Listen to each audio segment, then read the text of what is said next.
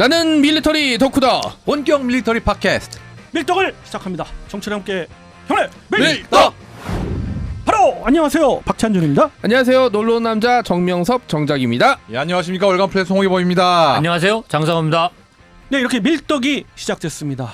이번 시간의 주제는요, 계속해서 뜨겁게 달아오르고 있는 항모, 경항모에 대한 이야기입니다. 무슨 좀비 같아. 네, 지난번 그 합참 주제로 열린 전략회의에서 결정이 났죠. 그 계속 항모는 추진을 하는 걸로 했는데, 뭐 회의론자도 그렇고 또 찬성론자도 그렇고 설왕설래 말도 많고, 이제 뭐 체계 개발 자체도 시작이 안 됐는데 벌써 뭐 CG가 나돌고 있고요. 이 CG가 뭐 그냥 뭐 대충 한 CG일 수도 있고, 어쩌면 또 이걸 보고서 뭔가를 캐치해서 미리 앞서가는 이야기들도 많이들 하고 있고요. 최근에 뭐 언론사에서 공개한 게 이제 사실은 그냥 이제 언론사나 일반인들이 한 게 아니라 나름 이제 해군에서 이제 제공한 이미지여 갖고 조금 화제가 된 적이 있었죠. 네. 1월 1일 신년사에서 경항모 도입이 돼야 된다고 해군 그렇죠. 소참에서 말을 네네. 했습니다. 이미. 그리고 이게 물론 지금 얘기하는 건 해당 기자가 기사에서 한 얘기긴 하지만 그 해당 CG가 단순한 상상도가 아니라 그쵸. 해군에서 이 핵심 부분 몇 가지는 이렇게 갈 이대로 갈 거다라고 것이다. 정해놓고 했다는 점에서 나름 논의의 시작점은 될 수 있다고 보는 그런 CG더라고요. 그렇습니다. 그럼 그 CG를 보고 우리가 이걸 뭐 단정 짓는 건 아닙니다.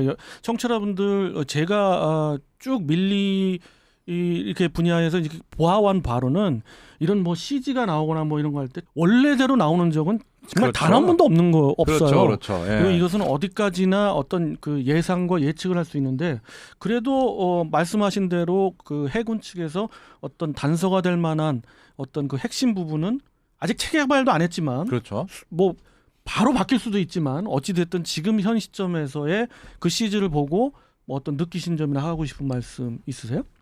일단은 재미있는 게 스키점프 때는 없는 걸로 가겠다라는 식으로 얘기가 나오더라고요. 그럼 네. B 아니면 C인데. 그죠? F-35B죠 뭐 결국. 네, B죠, 네. B. 일단 뭐 캐터펄트 없고 강제 작함 안 되는 F-35B용 항모가 될 거는 뭐 거의 확실시되고요. 99.999%. 근데 스키점프대가 없는 거는 좀 의아한 게, 사실 스키점프대가 있는 편이 아무래도 무장 탑재량이나 항속거리나 유리하긴 한데, 대신에 스키점프대가 없는 만큼 갑판 활용은 조금 더 그렇죠. 효율적이 되는 게, 그 공간만큼 최소 헬기라도 한 대 더 착함을 시킬 수가 있거든요.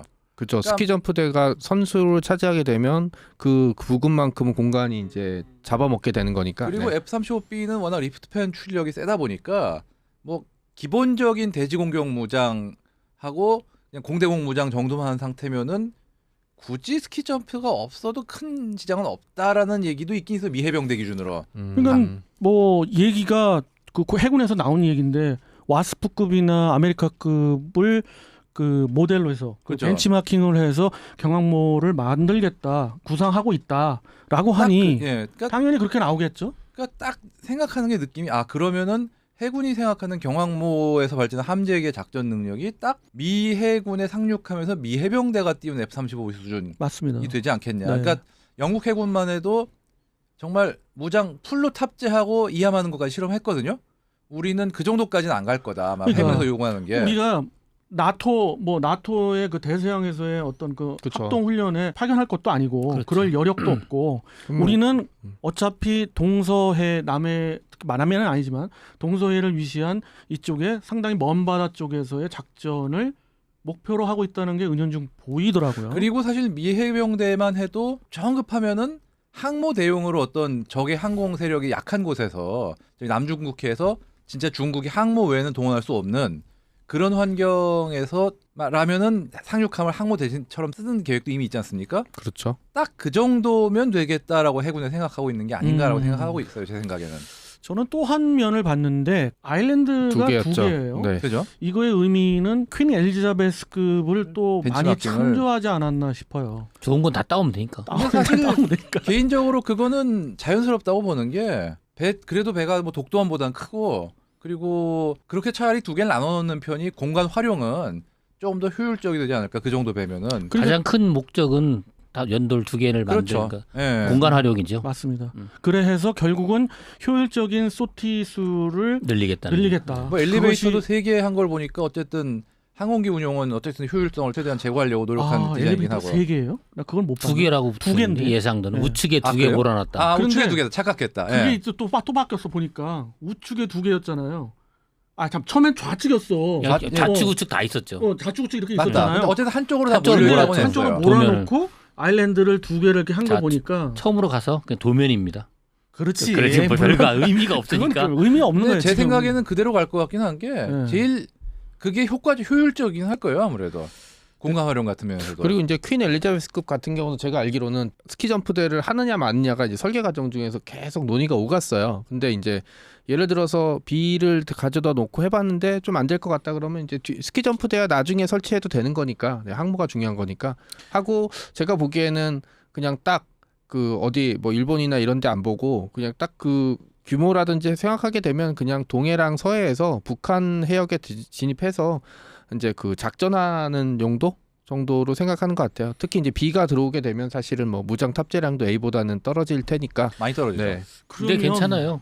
우리 또 가까운 거리만 날아다니는 데다가 시그너스라는 급유기에 포드 달린 4호기를 가지고 급유하면 되니까. 아니 근데 참 그렇죠. 웃기는 이 게 형은 어차피 그렇죠. 또 프로브에는 들어보니까. 근데 그러니까 저는 이제 개인적으로는 너무 욕심을 부리다 보면은 이제 죽도 밥도 안. 그렇죠. 예를 들어서 지금 항모를 운영하고 있는 7개 국가밖에 없는데 운영이라고 보기도 뭐하고 항모 자체를 보유하는 국가인데 그 중에 한 3개 국가는 보유 하나만 하고 태국 태국도 그렇고 지금 또 뭐 브라질 역시 지금 뭐 아예 이제 다 처분했죠. 브라질은 처분했죠. 이제 오션급 항모도 아니죠. 예, 예. 그냥 오션 아예 아니고 항모도 아니죠 이미. 그렇습니다. 그리고 뭐 이태리도 이태리. 딱 한 척밖에 없고 아, 이태리 두 지금 두 척이죠. 척입니다. 지금 카보하고 그 트리에스테가 명목은 또 하나 상륙함인데 만들고. 이게 상륙함의 가면을 쓴 항모예요. 딱 그쵸. 진짜.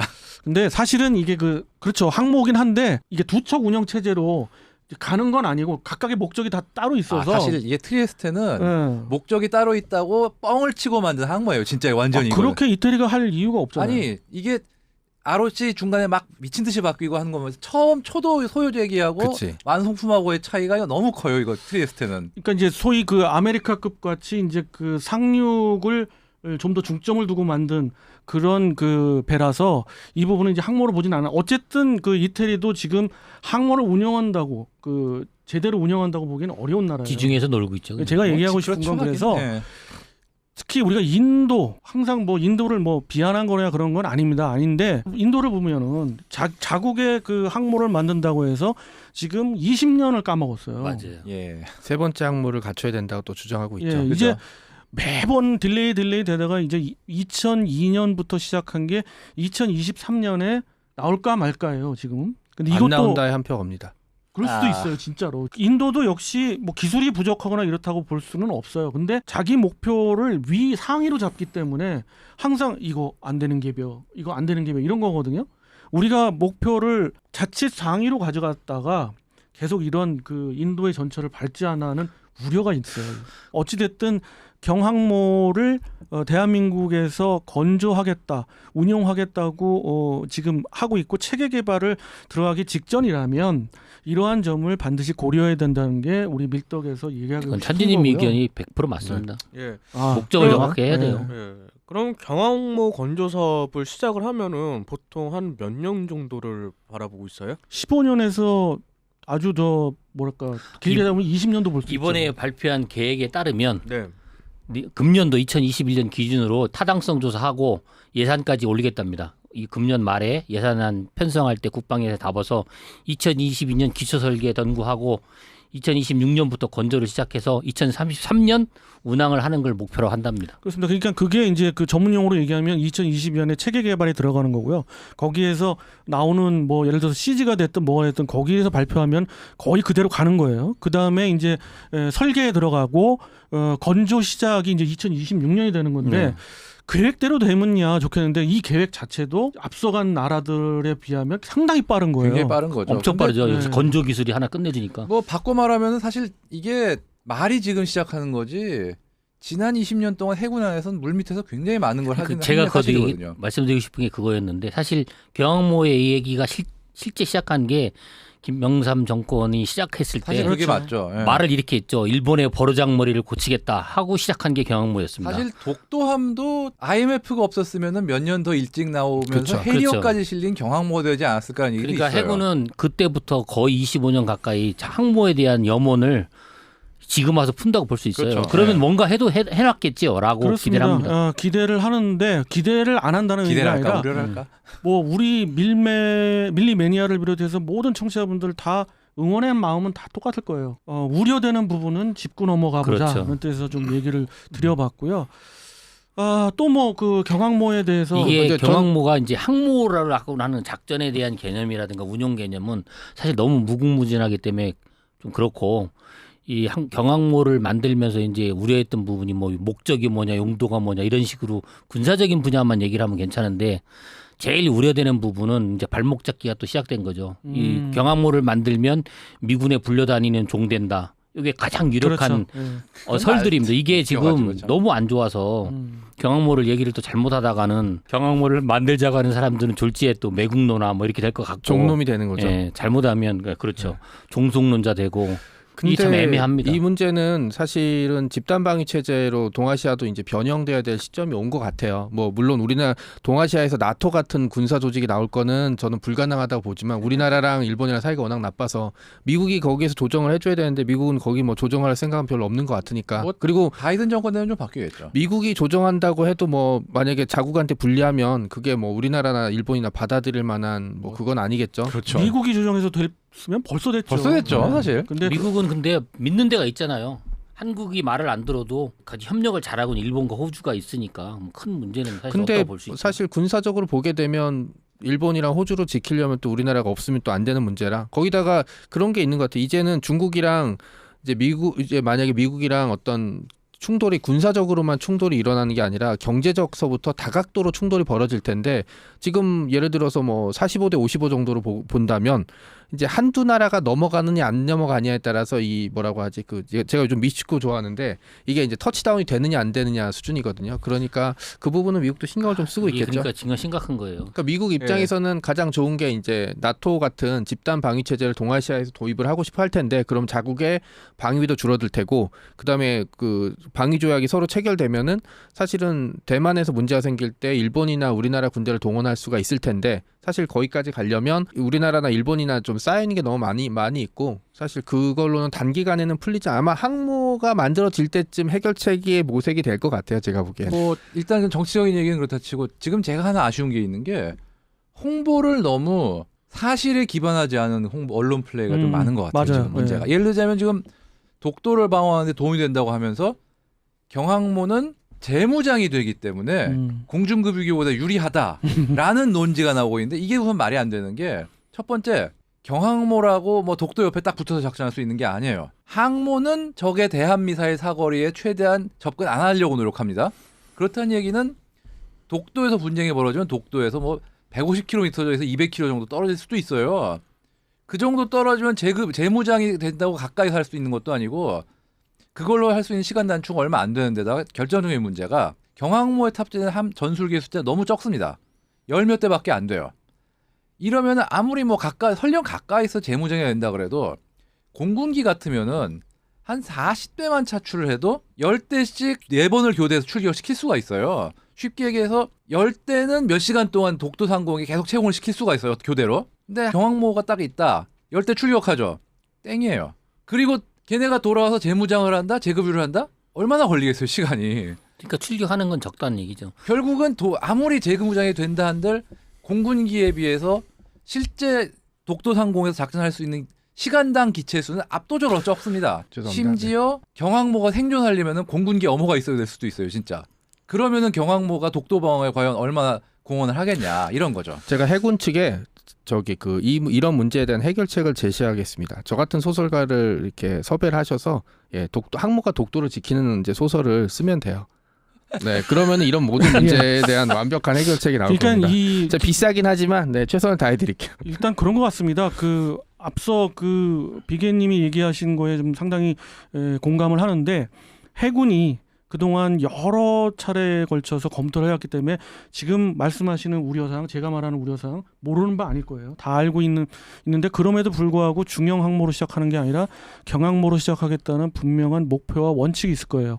그거의 그 로드맵은 좀 더 시간이 지나가 보면 이건 개별하고 알 수 있겠고, 우린 일단 응원을 마음속에서 하면서 동시에 각 나라가 겪어왔던 것들에 대한 우려사항들, 그런 것들을 좀 이번 시간에 좀 이야기를 해봤는데, 패널 분들은 이 경항모의 그 바라는 점 내지는 지금 계속 이렇게 가야지만이 되는데 어떻게 보면 좀 잘 못 갈 수 있다는 그런 우려 섞인 부분들 결어로 한 가지씩 한번 말씀 줘 보시기 바랍니다. 그 LH 미 해군의 아메리카급 함척이 2019년도 보고 자료에 의하면 운영비가 1년 운영비가 약 1,800억 정도 나왔어요. 뭐 그 정도 나와야죠. 자료가 1,800억이면 우리나라가 항모를 만들어 놓고 1,800억씩 투입을 해서 운영할 수 있는 여력이 되는지에 대해서 좀 심각하게 고민을 해봐야 됩니다. 왜냐하면 금년도에 국방 예산 52조 중에 운영 전력 유지 비용이 약 5조 플러스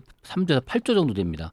8조에 1,800이면 항모 경항모 운영비만 써야 된다는 얘기예요. 그러면 잘못하면 태국장 납니다. 그냥 항구에 처박아 놓고 아무것도 못하게 되게요.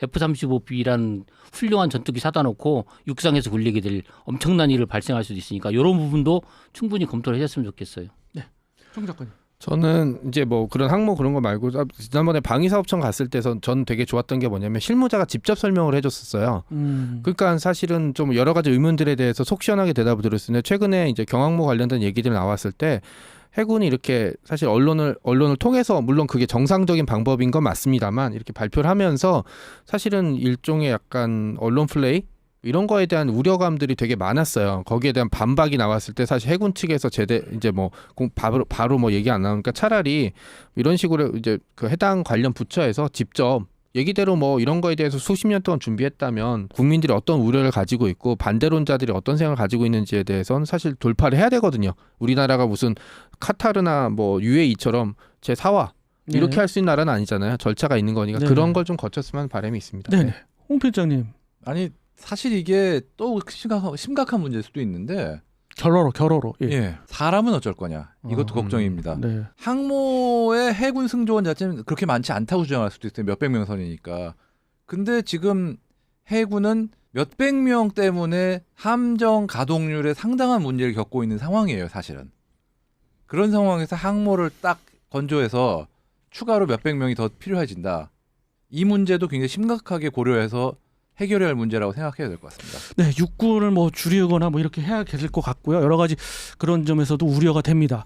자, 이상으로 그 경항모에 대해서 여러 가지 이야기를 나누었습니다. 경항모가 어떻게 보면 시험함 성격의 어떤 그 분위기가 짙고요.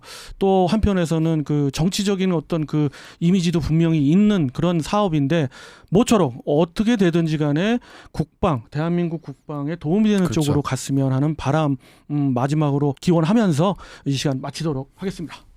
청취자 함께 경례 밀떡.